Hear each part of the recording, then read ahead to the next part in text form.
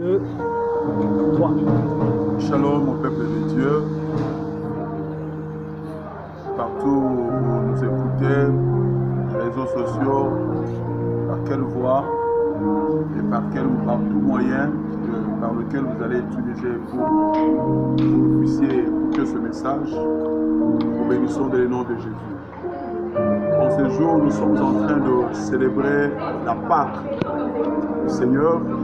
Nous avons passé un moment béni à l'église évangélique prophétique Bethesda où nous avons célébré, nous avons commémoré la Pâque avec la Sainte Seine. Il était question de quoi? Nous sommes dans Exode chapitre 12, le verset 1er, le verset 12e. Le Seigneur a dit, c'est moi, ce sera pour vous le premier du mois de l'année. Et au verset 12, le Seigneur dit que c'est la Pâque du Seigneur. Célébrez cela. La Pâque vient du mot grec hébreu qui veut dire pécha, passage. Pourquoi? Parce que avec l'application du sang de l'agneau, le Seigneur avait passé outre la maison des enfants d'Israël. Vous verrez l'histoire de la Pâque. C'est une fête de l'immolation de l'agneau chez les enfants d'Israël, mais qui aujourd'hui est devenue la mort et surtout la résurrection de notre Seigneur Jésus. La Bible, c'est une histoire de l'agneau qui est immolé. La Bible dit que Jésus-Christ est l'agneau immolé avant la fondation du monde. Nous sommes des livres de Genèse chapitre 3 versets 20, 21 et 19. La Bible dit que lorsque l'homme avait péché, il avait perdu tout ce qu'il avait comme habit et le Seigneur est allé tuer un animal pour le couvrir. Un animal. Nous sautons là, nous voyons que Dieu c'est saint. L'histoire de la Bible commence par le sacrifice. Le sacrifice. Nous sommes dans le livre de Matthieu Genèse chapitre 22. Abraham marche avec son fils Isaac. Isaac lui pose la question, Père, nous avons tout le bois de l'Holocauste, mais où est l'agneau pour l'Holocauste? Abraham dit, le Seigneur pourvoira. Et cette question de l'agneau est restée pendue depuis de générations. Nous sommes dans le livre de Jean chapitre 19, verset 29, où le Seigneur toujours est en train d'insister sur l'agneau. La question qu'Abraham n'a pas pu répondre à Isaac, le Seigneur, au travers Jean-Baptiste, a donné la réponse à Israël pour présenter, voici l'agneau de Dieu qui ôte le péché du monde. Nous évoluons plus loin, où l'apôtre Paul dit dans les épîtres, Christ, notre Pâque, a été immolé. C'est clairement défini que ce ne sont plus des animaux, mais celui qui est immolé, c'est Christ, notre Pâque. Comme le Seigneur avait passé leur maison, avec cette Pâque, le Seigneur ne passe plus seulement des maisons, je dis seulement, mais il est en train de traverser, péché avait dit passage.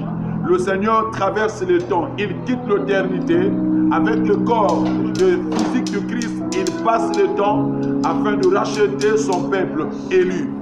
Nous sommes plus loin aussi, une grande question se pose dans le ciel.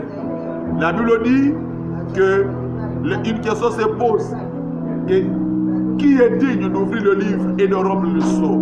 La Bible dit dans le ciel, sous la terre, il n'y a eu personne.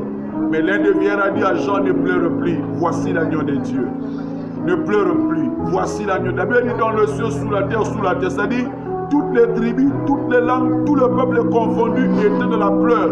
C'est pour dire que s'il n'y a pas Christ comme étant l'agneau immolé, c'est la pleure, c'est les pleurs, c'est le deuil sur toute l'étendue de la terre.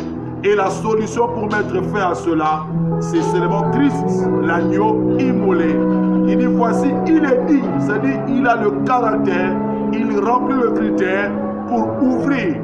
Donc nous voyons que de l'éternité à l'éternité, du début à la fin de l'histoire de la Bible, il n'y a que l'agneau.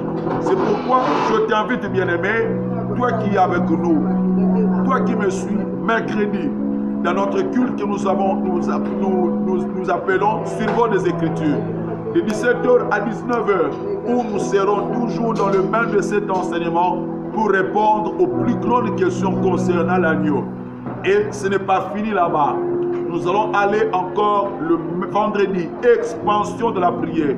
Là, il est question de la force, la puissance de la prière pour affecter nos vies. Donc nous serons ici le vendredi à 17h pour prier que la puissance, la résurrection de la croix puisse affecter nos vies.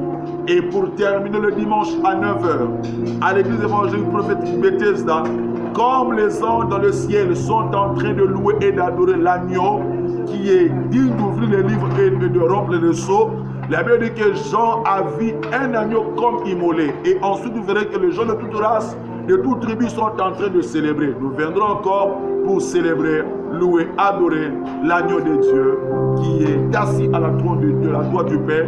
Il est mort, mais il est ressuscité. Il a donné à ses disciples, il a dit, regardez mes mains, voyez. Et à le signe, nous avons le preuve. Aussi, je vous salue de partout. Que Dieu vous bénisse.